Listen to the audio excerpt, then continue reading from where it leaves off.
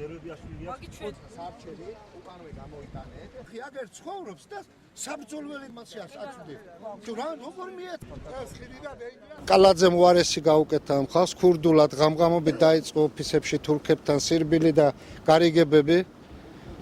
მაგას მოყვა ხალხმა რომ უკვე ხმა აიმაღლა, წნეხი მოყვა უკვე პროკურატურიდან, სასამართლოდან, პოლიციიდან.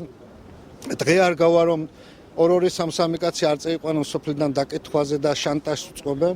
აძალებენ რომ გაფორმებული ტერიტორია საკუთრებაში რაც აქვს ტერიტორია ის რომ ბათილად ცნოს. სასამართლოში ჩვენ არ შეგვიტანია სარჩელი მოსახლეობის მიმართ, ჩვენ შევიტანეთ რეესტრისთვის იუსტიციის სახლი, რომ გაეუქმებინა ის მიწის ნაკვეთები, რომელიც იყო ჭალებში და წყლებში.